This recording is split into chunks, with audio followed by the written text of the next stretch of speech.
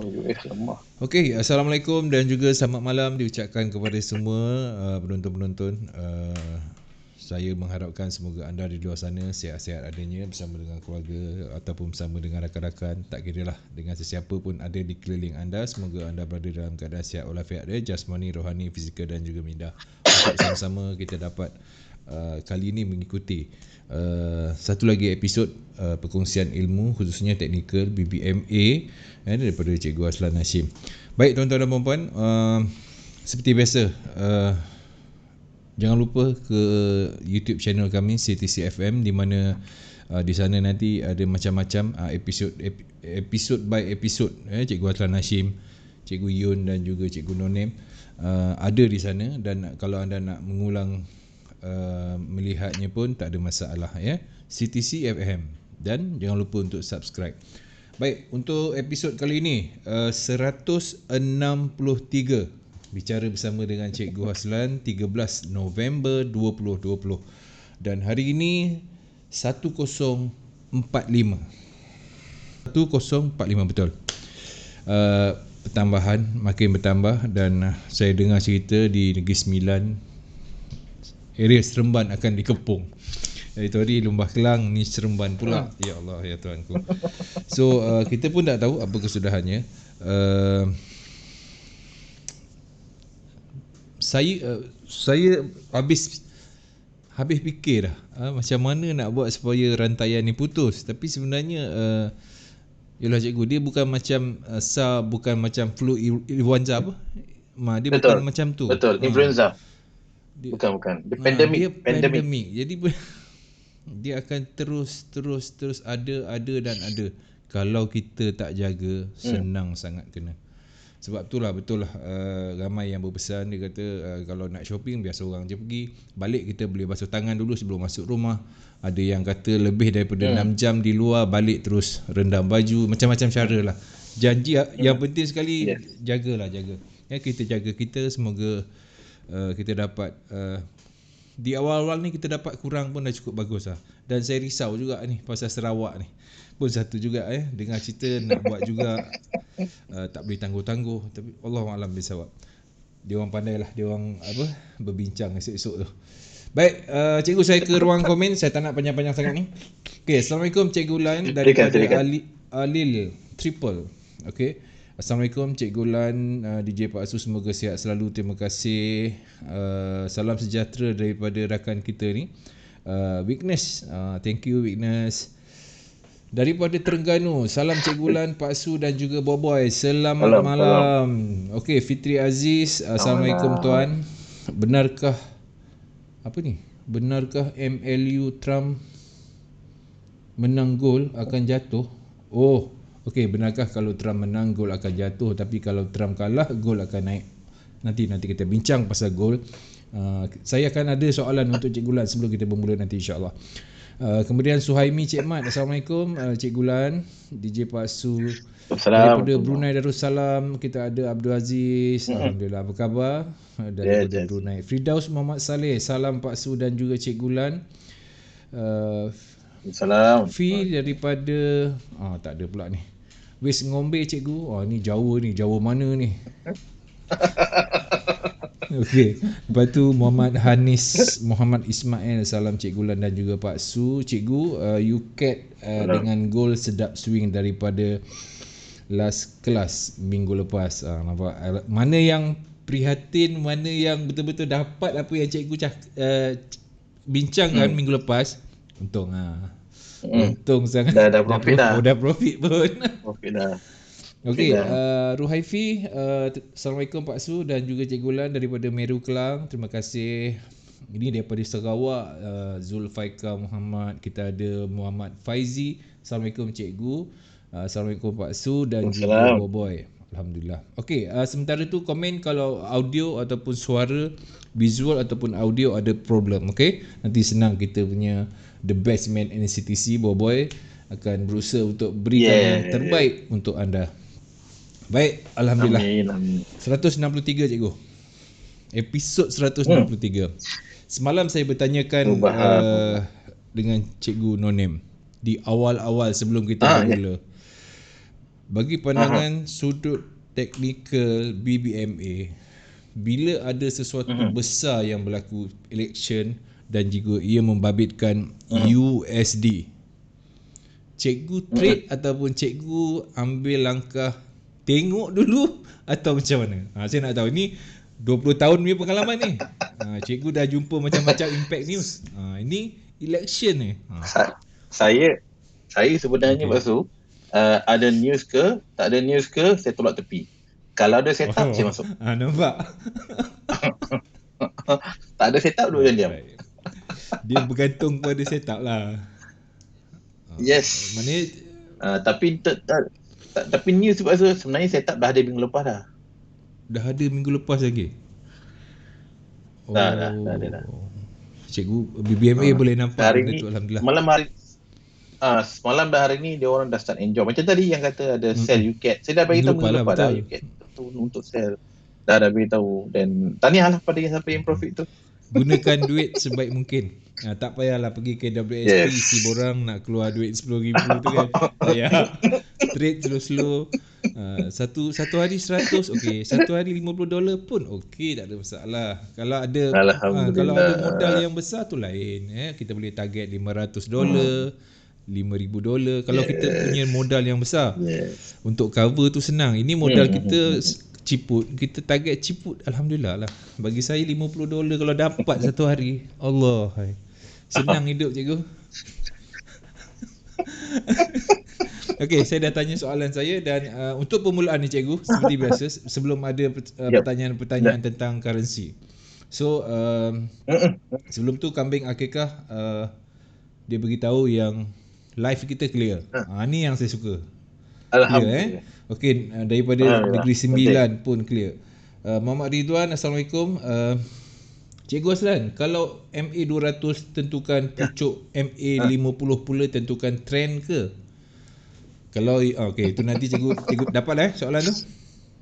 Nak rangkumkan di permulaan pun boleh, kemudian pun boleh. Okey, silakan cikgu. Untuk hari ini, apa yang menarik? Saya tak sabar ni. Okey. Bismillahirrahmanirrahim. Assalamualaikum warahmatullahi taala wabarakatuh. Selamat malam Pak Su, abang boboy kita. Yang kat sebelah tu. Terima kasih semua. Warga-warga kerja CTC, tuan-tuan perempuan yang ada di luar sana. Saya pun kat luar ni, saya dekat rumah. Kali ni kita bersiaran namanya. Dulu biasa saya pergi ke CTC, tapi disebabkan dekat kawasan Bangi Kajang ni dia ada PKPB. Dan tidak dibenarkan untuk merentas daerah, jadi saya pun tidak mau mengambil sebarang risiko lah. Nanti dibuat ditahannya, tiba kena bayar 1,000, tak pasal-pasal lepas tu burn 1,000. Itu yang takut tu. Jadi bukan apa, waktu rugi daripada kita profit 1,000 kena bayar buat apa kan. Jadi itulah tuan-tuan. Tapi alhamdulillah ni dah minggu yang 163. Jadi perjalanan kita dah pun jauh tuan-tuan. Tapi market tetap bergerak seperti biasa. Alhamdulillah, perkongsian saya rasakan, saya nampak ada memang dah ada yang mengikut tu orang-orang yang tegar, yang setiap minggu dia mesti ada. Dan tahniah, dan bagi sesiapa yang dah lama kenali bicara teknikal ni, dia tahu yang saya ni Pak Su bukan seorang trader scalpers. Masuk scalper saya Pak Su, saya bukan trader yang menggunakan target kecil. Saya menggunakan target yang besar, iaitu saya menggunakan monthly, saya menggunakan weekly, dan saya menggunakan daily. Jadi perjalanan tu Pak Su, bila kita entry, kita punya TP tu bukan hari yang sama, tapi TP biasanya menunggu beberapa hari barulah kita TP, dan biasanya profit tuan-tuan, kalau jaraknya dari segi pip biasanya lebih 50 atau lebih 100 pip lah. Itu yang kita nak. Siapa kita kalau boleh nak daripada pucuk atau nak daripada akar, kita makan sekelaro semua. Baik. Itu yang kita nak tu sebenarnya kan. Yang kita nak. Dan tuan-tuan, untuk minggu ni saya tak bercadang untuk berceritakan tentang kripto, sebab minggu ni di kripto dia kurang menarik, dia kurang rancak lah. Jadi kita tahu yang sekarang tuan-tuan di US, United States, yang sedang panas sekarang adalah Trump dan Biden mula berseloka. market yang tenang dijangka bergelora. Pada yang risau, trade jauh dari yang disangka. Mari kita duduk tepi, mengetih sambil berkira-kira. Itu jalan yang terbaik tu. Bukan apa maksud. Sebab kalau kita ikut sejarah yang telah berlaku pada 4 tahun yang lepas, juga pada bulan 11, ketika Trump menang 2016, pada ketika tu Pak Asu, saya punya kefahaman mati time frame ni memang jauh berbeza daripada sekarang lah. Dulu saya hanya sanggup dan berani memerhati saja dan tidak berani mengambil entry. Langsung saya tak nampak apa-apa. Saya tengok candle, faham ke tidak. Sekali lepas tu dia punya pergerakan yang di luar biasa. Jadi tapi kali ni alhamdulillah saya dah bersedia. Saya dah banyak kali tengok apa yang berlaku sebelum ni dan saya bersedia entry, tetap entry, tetapi entry yang mempunyai money management yang terkawal. Sangat-sangat sangat-sangat terkawal. Sebab seperti apa saya katakan tadi, bahawa tuan-tuan, market yang tenang dijangka bergelora. dan kalau sesiapa yang kaki trade PU, dia masih ingat pada hari Trump menang tu, pergerakan pair Euro USD adalah pergerakan yang sebelum ni seingat saya lah tak pernah berlaku, iaitu pergerakan daripada harga tertinggi kepada harga terendah pada dalam satu hari Pak Su, dia mencecah 400 pip. Tuan-tuan, EU adalah satu pair yang sangat stable. Sebab Pak Su, kenapa EU sangat stable? Contohnya kalau kat Malaysia menggunakan currency ringgit. Dalam dunia ni Pak Su, yang menggunakan ringgit hanya Malaysia sahaja. Kalau kita pergi ke Jepun, kita menggunakan yen. Jadi tak banyak negara menggunakan satu currency. Tetapi kalau euro Pak Su, ada banyak negara. Lebih pada 10 negara yang menggunakan euro. Jadi mata wang euro tu dia kena stable. Dia tak boleh menggila.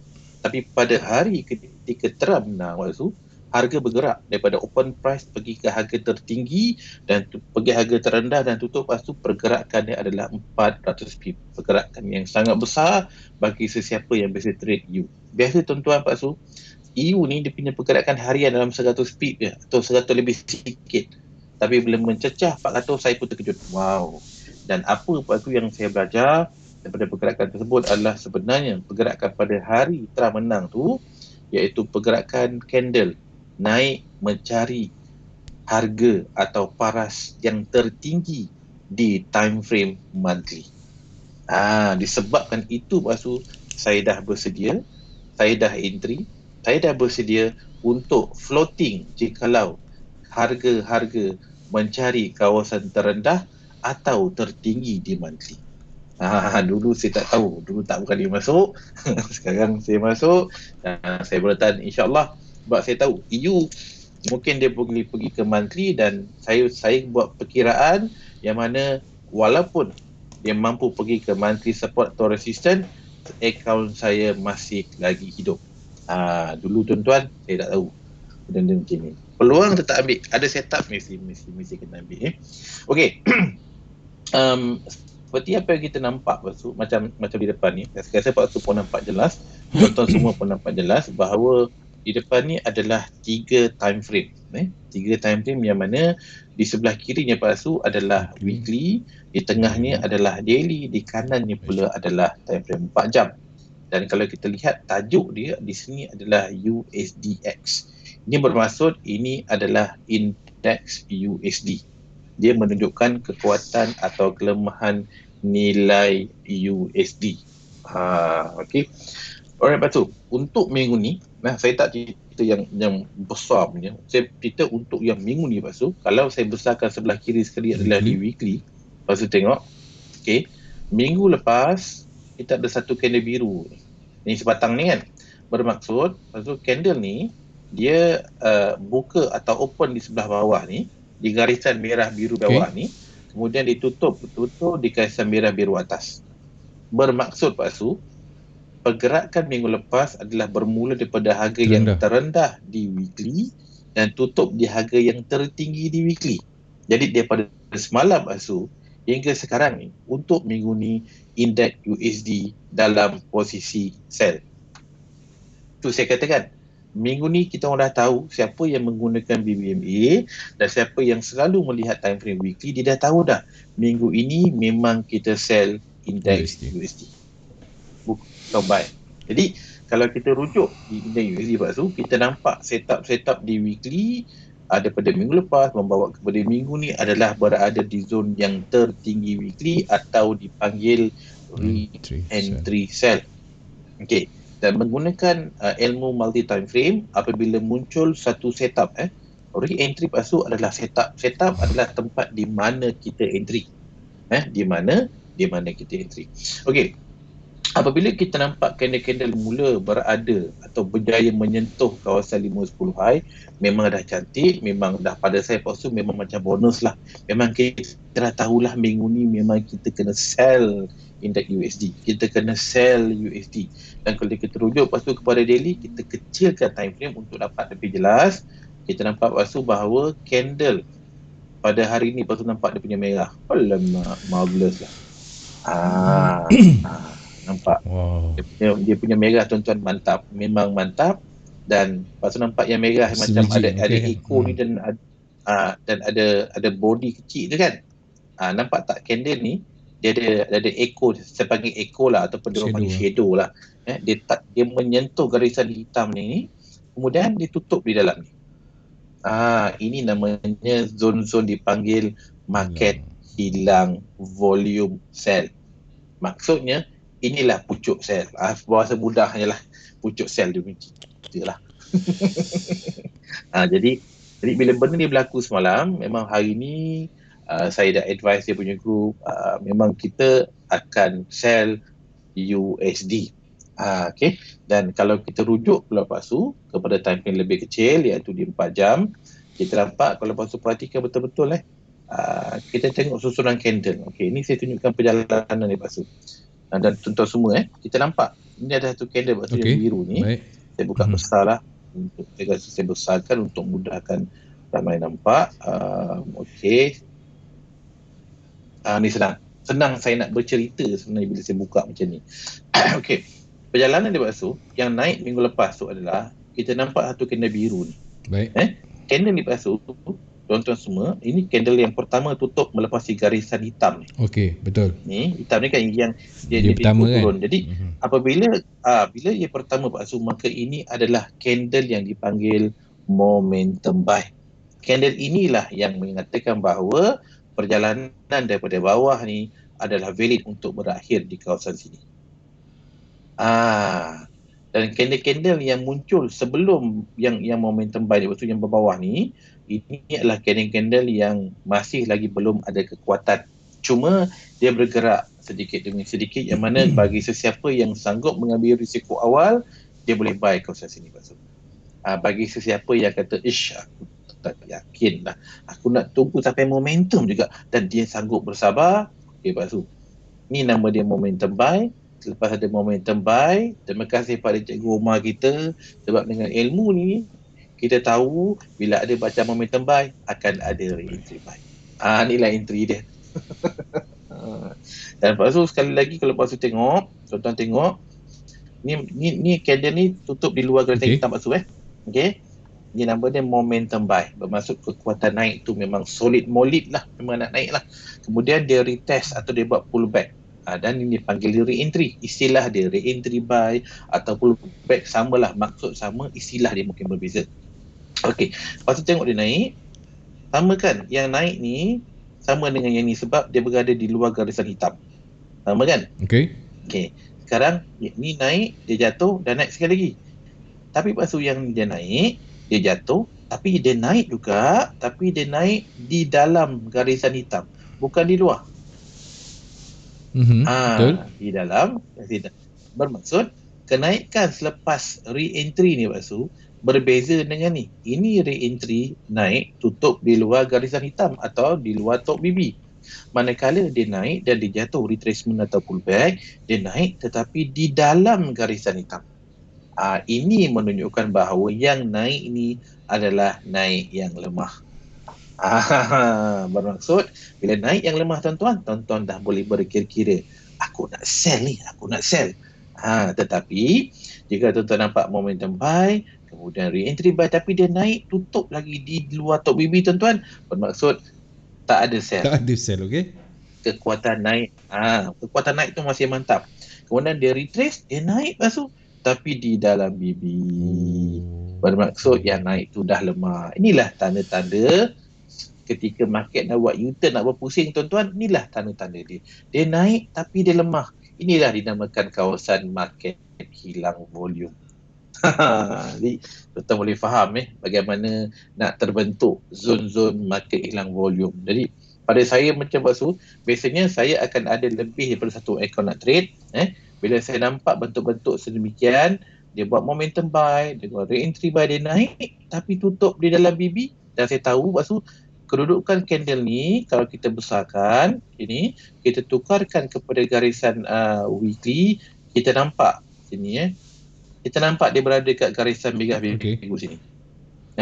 Ataupun kalau saya tukar kepada daily Basu, kita nampak dia berjaya menyentuh garisan hitam atas ni. Jadi kita dah tahu ini adalah kawasan yang tertinggi untuk minggu ini. Jadi Basu, bila kawasan tertinggi, takkanlah kita nak buy. Kawasan tertinggi kita kena sell. Kawasan terendah dekat sini kita kena buy. Kawasan tertinggi kita dah kena sell. Jadi kita dah tahu dah daripada semalam bahawa minggu ini kita fokus untuk sell.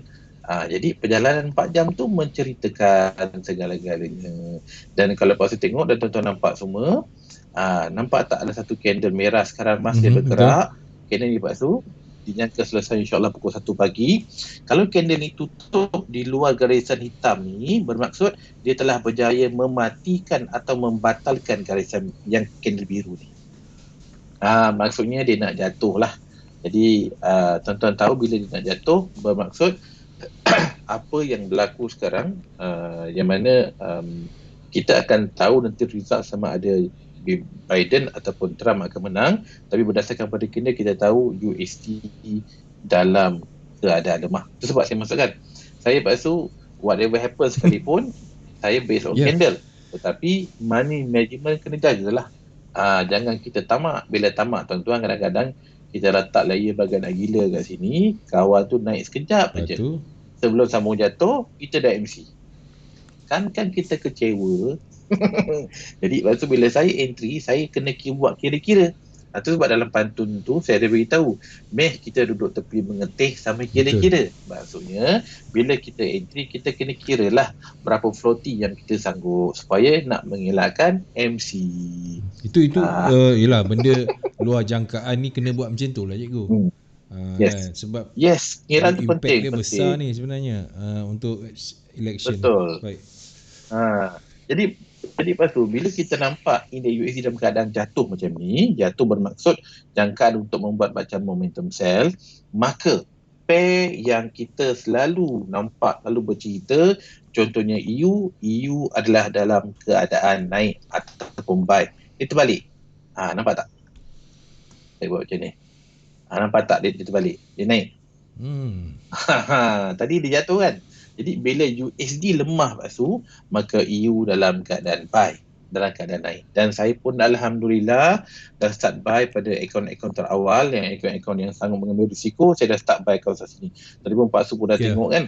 So ini kawasan-kawasan saya buy lah. Jadi Basu, saya menunggu besok untuk munculnya bacaan ataupun since dia panggil candle momentum buy. Jadi kalau muncul momentum buy, bermaksud dia akan membatalkan momentum sell. Bila ada momentum sell, ada re-entry sell. Bila ada baca momentum buy, Basu, akan ada re-entry buy. Dan perjalanan ini tuan-tuan dijangka bertahan mungkin dalam 2-3 hari atau target kita sepanjang minggu ini. Sepanjang minggu ni? Tu yang kita. InsyaAllah. Ini pergerakan tuan-tuan, inilah pergerakan 4 jam sebab Basu dalam satu hari cuma ada 6 candle 4 jam atau 6 candle H4. Saya ambil contoh Basu. Saya ambil contoh kat sini. Saya tekan Ctrl Y. Basu nampak garisan. Garisan putus-putus. Bermaksud Basu, daripada garisan yang di sini sampai ke yang sini, ini adalah perjalanan 1 minggu. Oh, okey, baik. Jadi kalau katakanlah kita membuat entry yang mana pada candle ini nama dia momentum sell, dan kita ada entry re-entry. Ini bermaksud kita entry pada minggu lepas lebih kurang dalam hari Rabu atau Khamis. Ni. Jadi garisan putus ni Pak Su, yang ni semalam hari Isnin. Bermaksud sampai semalam kita dah boleh TP. Bermaksud entry kita bertahan dalam 2 atau 3 hari. Jadi untuk hari ni kita dah fokus buy, sama juga dia naik, maka dia nampak tak garisan biru ni yang ada kurungan 50 tu kan. Sekarang ini candle nampak tak merah, dia dah tutup di bawah garisan EMA 50 ataupun yang biru ni. Right? Sekarang nampak tak candle ni dah mula merapati. Dah dapat dah sentuh kan, cuma dia belum selesai.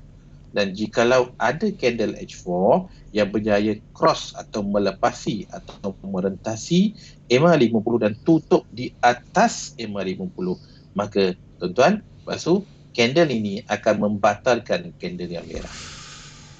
Jadi kita dah tahu dia nak naik lah tu. Tu cerita dia. Right? Tu cara membaca antara yang mudah lah. Sebab tuan-tuan, Pak Su, ramai yang nak trade, dia nak trade pay yang gila-gila. Tak ada masalah. Bagi saya, Pak Su, bila dah lama trade ni, saya dah mula penat. Penat apa? Saya dah mula penat menghadap kena laju ni. Jadi saya hanya mencari profit sekadar yang kita nak dan mencari candle-candle yang menenangkan jiwa. Yalah, betul lah. Tak adalah senaman jantung. Candle jadi kita nak terkawal. Cuma bila kita lama Pak Su, kita bergerak dengan volume lah. Dulu kita biasa letak 0.01. Mungkin kali ni kita dah letak lebih daripada tu. Tapi kita ambil candle-candle yang lebih selesa, yang kurang menggila, yang kita boleh baca. Okey, kalau floating pun kita masih boleh hidup. Dan antara pairnya Pak Su adalah EU. Dan satu lagi bila EU, dan satu lagi pair yang biasa saya tengok ada USD CHF.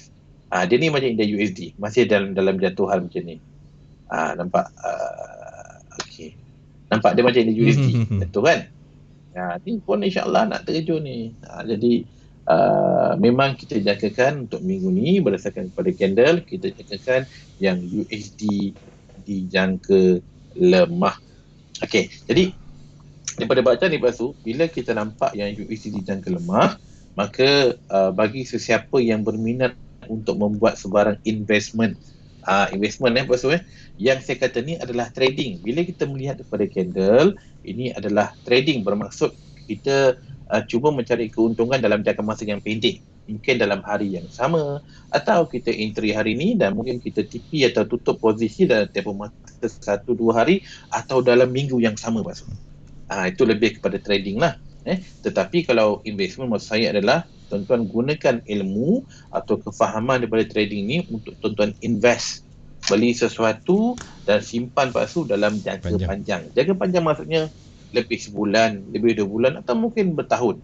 Dan apa yang saya nak cadangkan tuan-tuan adalah apabila tuan-tuan ada profit dalam trading, saya amat cadangkan tuan-tuan untuk invest kepada gold.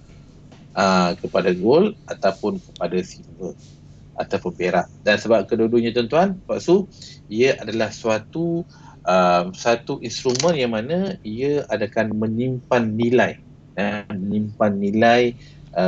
ringgit yang kita ada. Sebagai apa, kalau kita nak kira lah, saya ambil contoh lah Pak Su, sebab bila kita ulang-ulang macam ni kita akan ingat selalu lah. Yang mana kalau katakan saya buat kat sini, saya pergi kepada monthly. Okay Pak Su, saya ambil sebagai contoh lah. Pada sekitar Mei, ambil Mei tahun lepas, ini adalah gold. Dia berada pada paras sekitar dalam 1,000, ambillah $1,300 per ounce. Sekarang dia telah naik dan berada pada sekitar 1,900. Bermaksud Pak Su, kenaikan dia besar. Yang mana nilainya adalah pada ketika Mei tahun lepas, untuk mendapatkan 1 ounce emas adalah sekitar $1,300. Sekarang Pak Su, 1 ounce tu dia dah bukan nilai 1,300 tapi nilai 1,900. Jadi Pak Su, duit kita kalau kita simpan dekat bank, tahun lepas kita letakkan 1,000, sampai hari ni Pak Su pun 1,000 juga, betul? Tak berubah. Tetapi nilai ataupun kemampuan ringgit kita tu bila semakin lama akan semakin lemah. Yalah, tahun lepas Pak Su kalau kita spend RM1,000, apa kita dapat? Katakan pergi shopping lah, pergi kat Tesco ke mana kan, dia barang dapur ke. Tapi hari ni Pak Su, dengan ada COVID-19, dengan RM1,000 apa kita dapat? Kita akan nampak banyak beza tuan-tuan. Saya sendiri Pak Su memang every month saya pergi beli barang dapur. Sekarang kalau saya letak 100, alamak macam tak ada barang pun. Dia punya bezanya. Jadi itulah tuan-tuan. Itu yang saya katakan, tuan-tuan ada profit, tuan-tuan saya cadangkan tukarkan ringgit kepada emas ataupun perak sebagai dia akan menyebabkan atau dia adalah suatu instrumen yang kalis inflasi. Okey, right? Dah pukul 11 Pak Su, kita open kepada soalan-soalan seperti biasa.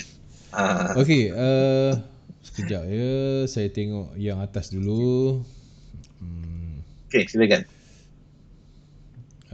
Benarkah kalau Trump menang, gold akan jatuh, tapi kalau Trump kalah, gold akan naik? Betul ke, cikgu? Okay. Correct. Saya macam saya katakan tadi, saya memang saya tidak menjadikan, saya bukan trader fundamental. Saya trader technical. Dan kalau saya rujuk kepada, tadi bertanya pasal gold, saya buka gold dari Pak Su kan tanya. Harga emas Okey tuan-tuan, cuba lihat. Saya bagi satu contoh lah untuk lebih jelas kan. Okey. Saya ambil satu cerita yang mana pada 2016 pada hari yang sama macam ni, Trump telah pun menang sebagai Presiden Amerika. Okey, pada November 2016. Okay, kita lihat di sini. Ini adalah sekitar November 2016. Okey, lepas tu tengok candle ni. Yang nampak merah panjang ni kan? Itu adalah bulan November yang mana ketika Trump menang. Okey, pada ketika ni kita nampak ada sebatang candle yang jatuh. Dan sebenarnya kalau katakan saya besarkan time frame ni Pak Su daripada monthly kepada weekly. Okey tuan-tuan sebentar ya, kita akan nampak. Okey, ni Pak Su. Kalau Pak Su tengok betul-betul, tuan-tuan semua fokus. Okey, nampak tak echo Pak? Dia ada macam echo ni. Ini body dia. Okey, sebenarnya Pak Su, sebelum kejadian ini berlaku, sebelum pada hari Trump tu menang, dari sudut bacaan BMA, memang kita dah start sell gold. Ini kawasan dia. Jadi itu maksud saya. Maksud saya adalah sebelum Trump menang pada 2016, dari sudut bacaan BBMA, kita dah tahu memang kita akan sell gold. Dan pemberitahuan tu tuan-tuan adalah, kalau ini adalah weekly, dia dah beritahu lebih daripada sebulan, hampir 2 bulan sebelum tu dia beritahu memang kena sell gold. Nampak tak? Jadi maksud saya adalah saya hanya mengikut apa yang market react, apa yang market bagi tahu. Market bagi tahu sebelum Trump menang pada 2016, memang kita fokus untuk bacaan sell. Sebab tuan-tuan, siapa yang memang dah mahir dengan BBMA, dia kenal. Yang merah ni Pak Su, ni, ini dinamakan arah kukuh sell. Pada hari Trump menang tu, dia berada di zone re-entry sell. Memang tempat untuk sell. Memang kita nampak dalam keadaan sell, dan candle lah itu tuan-tuan terus jatuh, membuat bacaan momentum sell. Dan dia bersambung untuk tempoh 3-4 seminggu lebih lah untuk bukan seminggu lebih, untuk tempoh 2 bulan dia terus jatuh maksudnya. Jadi perjalanan tu kita dah detect 1 ke 2 bulan sebelum dia menang tu, dari segi sudut BBMA kita dah detect bahawa memang bacaan sell untuk gold. Itu maksud saya. Saya purely mengikut apa yang candle bagi tahu. Dan tuan-tuan, Pak Su, dengan satu candle ni, dia tidak mampu untuk merubah perjalanan trend yang besar ni. Trend besar. Dia tak boleh ubah sebab dia perlukan banyak candle untuk dia nak menyelesaikan jatuhan. Cuma dibuat adalah retracement. Bila dia tu sebab Pak Su, ada benda-benda besar berlaku dalam 1 minggu, dia akan memberikan pergerakan yang dipanggil retracement. Inilah dia. Arah kukuh sell dan re-entry sell. Cuma re-entry tu dia naik lebih tinggi sedikit. Sebab tu ni Pak Su, bagi sesiapa yang entry tapi tidak menjaga money management, memang dia akan terperangkap dengan keadaan yang mana Pak Su? Dia akan loss. Sebab dia letak layer tak ingat. Penuh layer ni. Kawan tu terbang kami tinggi lagi. Lepas tu dia dah lost kat sini.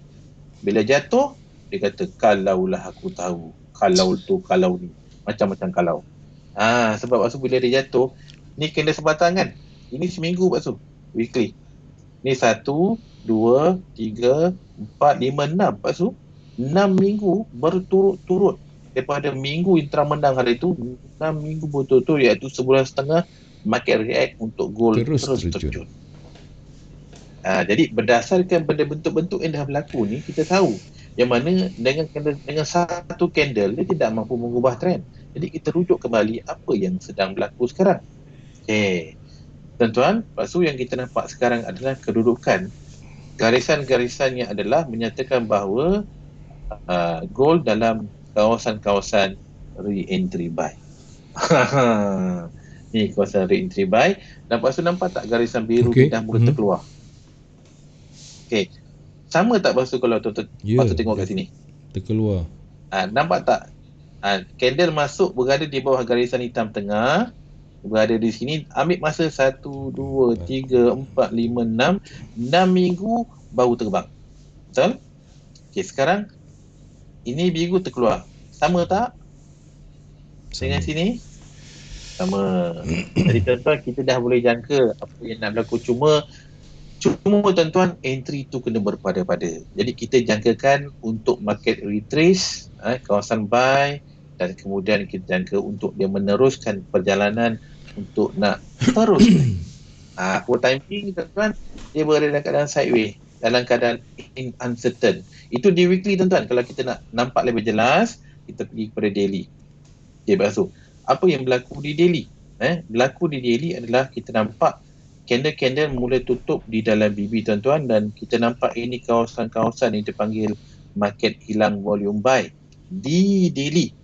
Jadi tuan-tuan, bila ada bacaan market hilang volume buy di daily, dia punya bacaan penuh lepas tu adalah di time frame 4 jam.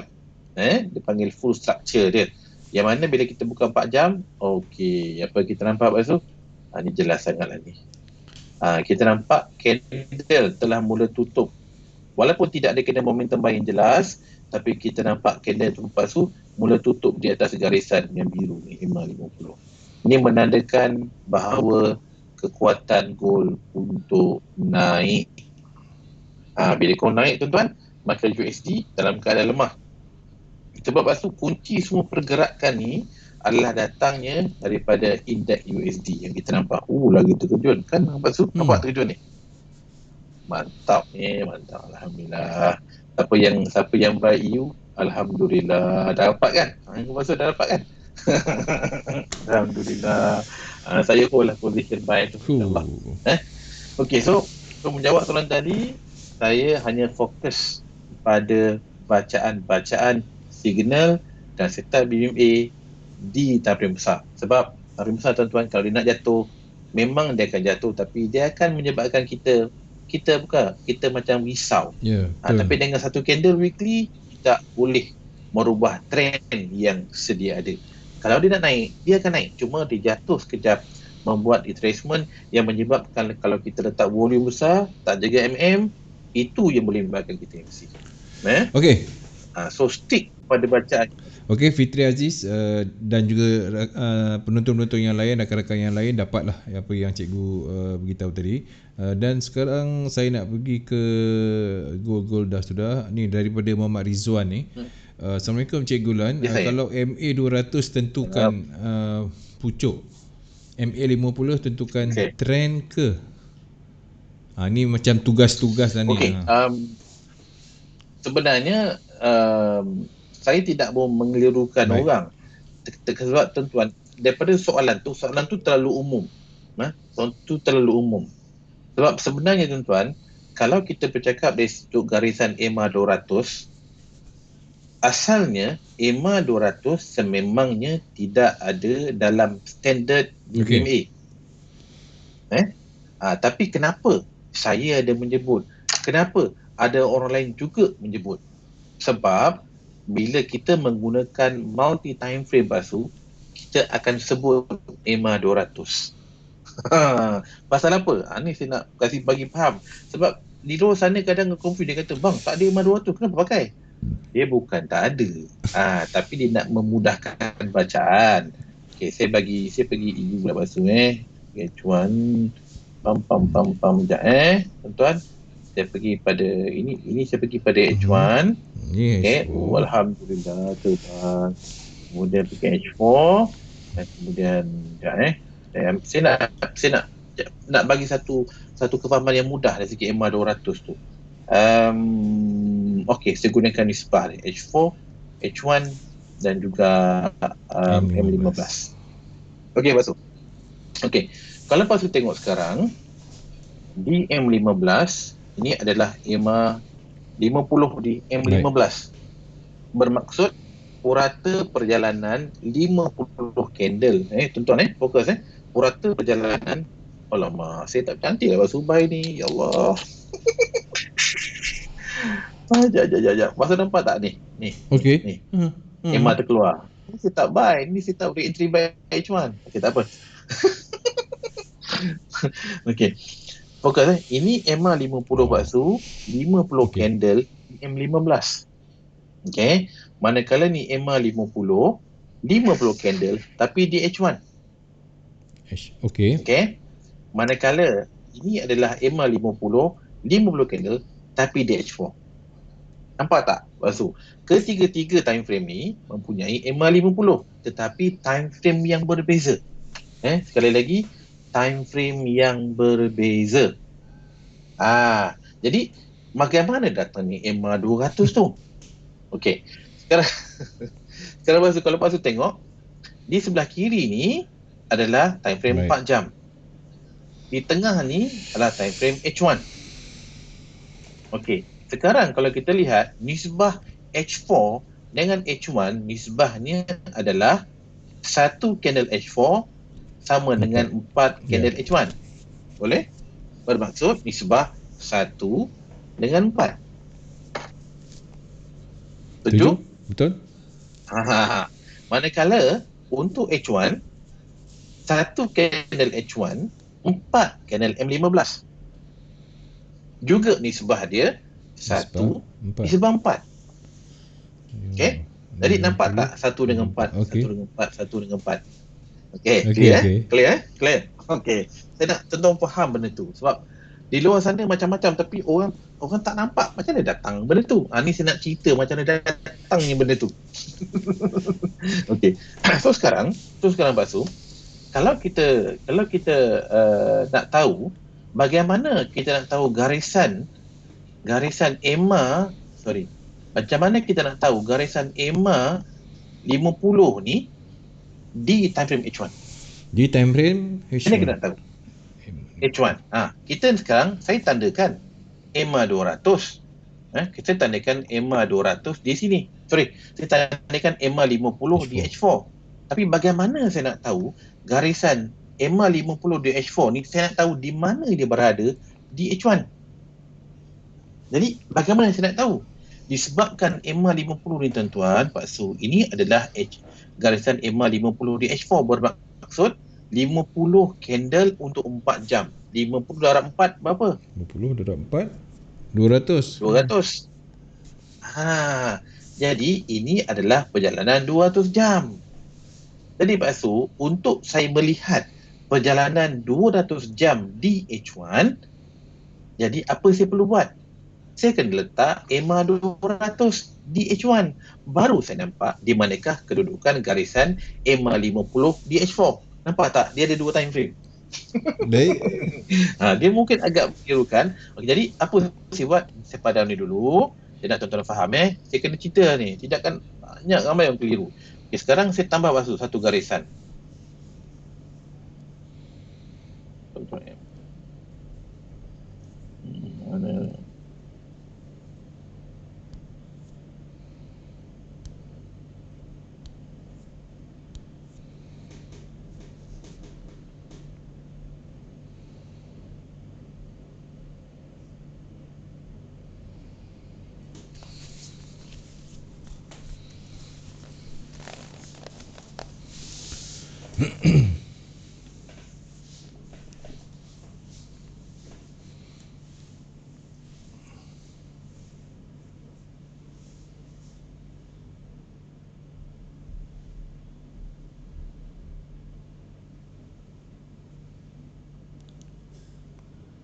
Tak dengar cikgu.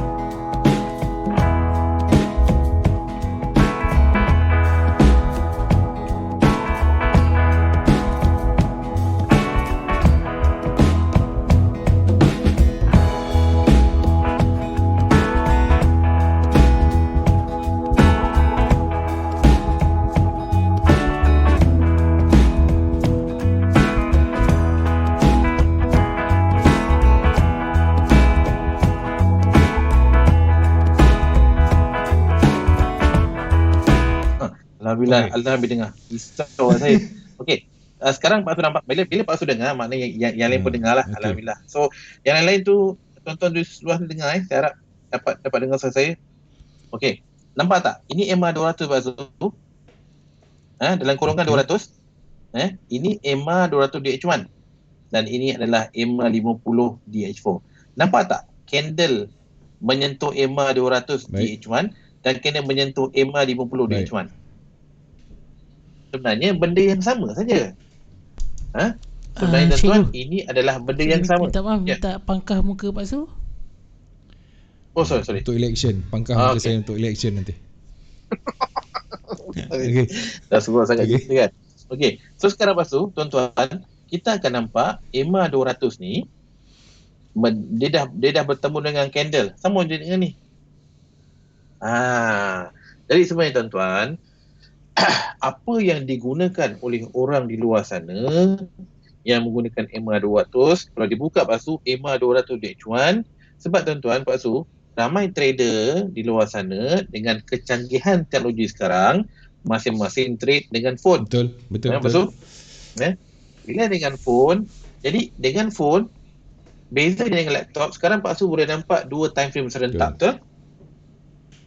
Pak Su boleh nampak H4 sebelah kiri, sebelah kanan H1, right? Tetapi kalau Pak Su buka phone, Pak Su akan nampak satu time frame saja, sama ada H4 ke atau H1. Betul? Okey. Ya Pak Su? Jadi disebabkan dekat phone kita dapat satu saja. Jadi kalau saya buka di H1 dalam phone, saya letakkan EMA 200 dan saya tahu EMA 200 di H1 adalah garisan EMA 50 DH4. Itu saja. Itu saja cerita dia. Dia nak memudahkan.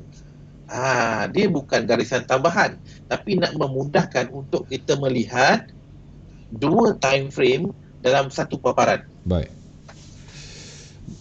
Jadi bila saya buka H1 Pak Su, bila saya gunakan EMA 200, saya tahu saya dapat melihat H1 dan secara virtualnya saya faham dan saya tahu yang saya juga boleh melihat H4 sebab garisan EMA 200 di H1 adalah EMA 50 di H4.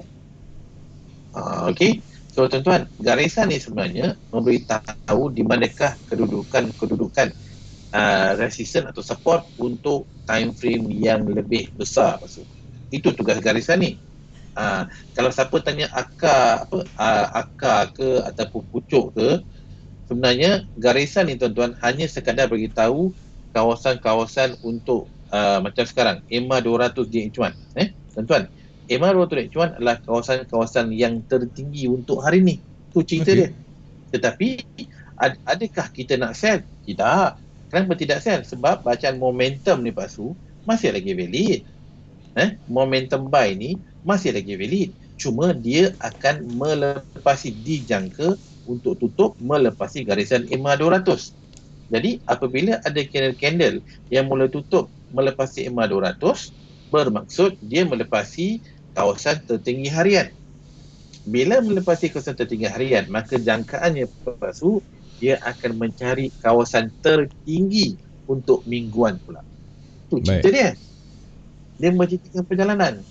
Jadi masa tutup Pak Su dah panjang-panjang ni. Okay. Kita skip ke soalan lain, tapi itu roughly ni tuan-tuan secara Right. kasarnya lah. Masa kita tinggal 10 minit, saya pun alamak kita kejar. Ini rakan kita Okey. yang jiran Ya. salam cikgu, boleh tak tanya setiap episod cikgu bilang setiap trader BBMA hukumnya wajib tengok time frame yang lebih besar, contohnya Yes. W1 dan kenapa W1?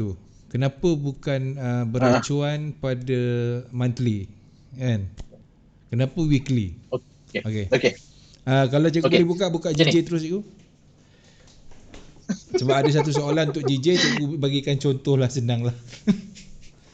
Kat JJ tuan-tuan Kesian orang tunggu JJ. JJ mana saya punya JJ. Ya Yoda, tuan-tuan Golda, JJ. Okey, JJ. Okey. Oh, marvelous. Nampak saya suruh apa marvelous, bahaya. Penonton kena ikut lah. Kena prihatin lah kat sini. Okey, okey. Ini yang saya nak ceritakan. Okey, kenapa weekly? Okey, secara tuan-tuan, pada minggu ini kawasan yang terendah pada minggu ini adalah kawasan yang berada ataupun candle yang berada di garisan 5-10 low weekly. Ni dia. Kenapa saya menggunakan weekly? Sebab saya nak tahu di manakah kawasan yang terendah atau tertinggi pada minggu ini. Itu cerita dia. Ataupun dalam istilah dia, saya nak mengetahui di manakah kawasan support atau resisten pada minggu ini. Itu tujuan weekly. Bukan saja-saja saya. Dan apa yang kita lihat Pak Su, candle, saya buat macam ni. Apa yang berlaku Pak Su dan tuan-tuan semua, yang berlaku adalah candle minggu lepas, ini yang merah dia jatuh. Candle minggu lepas berjaya menyentuh garisan 5-10 low. Dan minggu ini tuan-tuan Pak Su, dia buka open price saja dia dah berada di kawasan 5-10 low di weekly. Jadi bila kita buka weekly, daripada semalam kita nampak JJ ni memang berada di kawasan 5-10 di weekly, bermaksud kawasan yang terendah untuk minggu ini. Jadi takkanlah kita nak sell. Kita dah tahu dah. Dia dah beritahu, aku berada di kawasan terendah pada minggu ni. Jadi buy lah jawabnya. Itu sebab saya menunggu di weekly. Jadi bila dah tahu kawasan buy, maka kita kecilkan time frame. Kita cari di mana kita nak buy. Baru kita pergi yang jadi bila kecil kita lagi. Yang kecil. Kalau kita tak tahu, aku nak buy ke nak sell, lagi langkah-langkah bot. Betul? Bila kita dah tahu nak buy, then kita carilah. Kat mana aku nak buy? Selak. Tengok time frame daily. Mana aku nak buy? Ini dah terlambat ni. Tapi boleh lagi. Dia ada re-entry, no problem. Okey, kalau sebenarnya tuan-tuan, bila kita nampak kawasan-kawasan terendah di weekly atau re-entry buy, kita tahu dekat daily tu market dalam volume. Kenapa tuan-tuan? Candle semalam tu, candle tutup dalam BB, tak ada momentum sell pun. Dan sekarang Pak Su tengok, saya buka 4 jam. Cara baca ni Pak Su, memang semua ada 4 jam. Buka. Okey. Pak Su tengok, masa dia jatuh, nampak tak candle ni? Ini momentum kan? Candle berkembar tu. Nampak tak dia retrace? Nampak tak dia naik, dia buat re-entry. Okey. Sekarang dia jatuh. Tapi candle ni tuan-tuan, semuanya di dalam BB. Nampak tak garisan hitam ni? Candle ni semua dalam garisan hitam ni. Candle ni luar. Bila luar, dia retrace. Tapi bila dia jatuh, semuanya di dalam BB. Tak macam ni, bermaksud Pak Su, inilah kawasan market hilang volume buy. Bermaksud tidak ada kekuatan nak jatuh. Yang akan validkan untuk dia nak terbang jauh, dia valid Maksud tuan-tuan bila entry kat sini masih berisiko. Yang akan validkan dia kata, aku pun nak terbang ni. Candle ni Pak Su. Ni, yang siap pada pukul 5 petang tadi. Dia beritahu, aku nak terbang. Ni nama dia candle momentum buy. Ni jauh ni Pak Su. Ni jauh nak terbang ni. Jauh. Bagi sesiapa yang trade GG, jauh ni. Ini mau 20 sepanjang minggu ni perjalanan Pak Su. Bila ada bacaan momentum buy, Okay. Kita ambil masa 5 minit nak terangkan agak terkejar-kejar. Okay, lepas tu tengok cuba tengok yang jatuh ni. Okay, perhatikan. Apabila dia jatuh, saya guna bahasa saya lepas tu apabila dia jatuh, lepas tu akan nampak candle yang merah ni tutup di bawah garisan. Nampak tak yang biru ni? Nampak tak yang biru ni? Dan kemudian ketika kita nampak momentum sell ni garisan biru ni Pak Su telah pun berada di atas garisan hitam tengah ni. Nampak? Kita dia Pak Su, jikalau Pak Su entry nak tahu pucuk tak pucuk, awal tak awal, kalau Pak Su entry sell ketika EMA 50 ni yang biru ni di bawah garisan hitam ni, waktu maknanya di kawasan sini, kalau Pak Su sell, memang Pak Su punya sell mantap. Sama juga Pak Su, bila kita nak buy, kita terbalik kan. Nampak tak? Candle buat momentum buy. Dan garisan EMA 50 ni masih berada di atas garisan MACD. Maksudnya entry buy dia kuat lagi Pak Su. Kuat lagi.